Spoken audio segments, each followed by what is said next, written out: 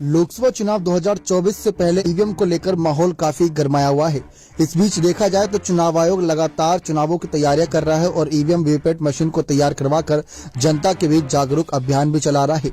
लेकिन कई सारे वकील, जज और आम जनता है जो ये चाहती है कि इस बार बैलेट पेपर से ही चुनाव हो। आप तमाम तरह की सोशल मीडिया पर वायरल वीडियो देख रहे होंगे।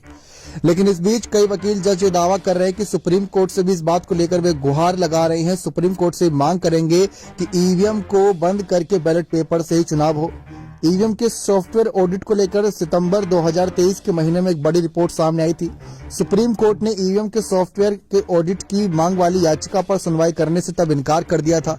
सुप्रीम कोर्ट ने कहा था कि ऐसा कोई तथ्य या सबूत पेश नहीं किया गया है जिससे पता चले कि चुनाव आयोग ने संविधान का उल्लंघन क्या हो।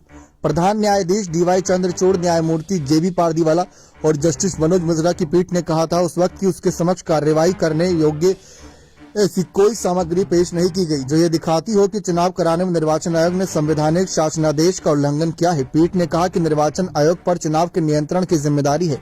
वर्तमान में याचिकाकर्ता ने इस अदालत के समक्ष कार्रवाई करने योग्य ऐसी कोई सामग्री पेश नहीं की जो ये दिखाती हो कि चुनाव कराने में निर्वाचन आयोग ने संवैधानिक शासनादेश का उल्लंघन किया। हमारे सामने ऐसी कोई सामग्री नहीं है जो ईवीएम को लेकर शक पैदा करती है। ये सितंबर के महीने की रिपोर्ट थी। जैसा कि आप जानते हैं कि उसके अगले ही कुछ महीनों बाद 5 राज्यों के विधानसभा चुनाव को लेकर माहौल गरमाया था नवंबर के महीने में।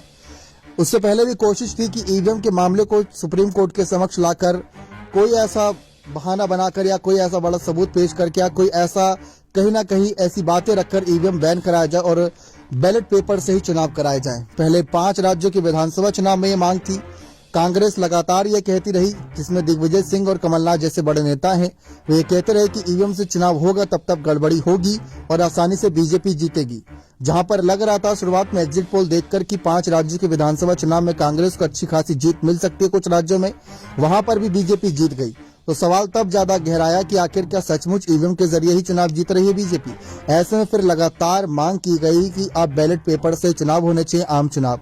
सुप्रीम कोर्ट लगातार इस मसले पर आगे सतर्क रहा है जब भी ईवीएम से जुड़ा कोई मुद्दा आया है।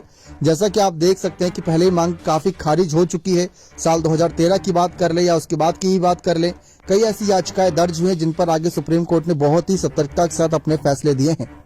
लेकिन आप देखते हैं कि चुनाव आयोग के लेकर जो मोर्चाबंदी की जा रही है ईवीएम के खिलाफ, उसको लेकर अगर आगे सुप्रीम कोर्ट के पास मामला जाता है, और इस बार तो कई ऐसी वीडियोस भी सोशल मीडिया पर वायरल हुई जिसमें दावा कर रहे हैं कि छेड़छाड़ की जा सकती है। अगर वह वीडियो सबूत के तौर पर पेश की जाती है तो ऐसे में सुप्रीम कोर्ट का फैसला क्या रहेगा।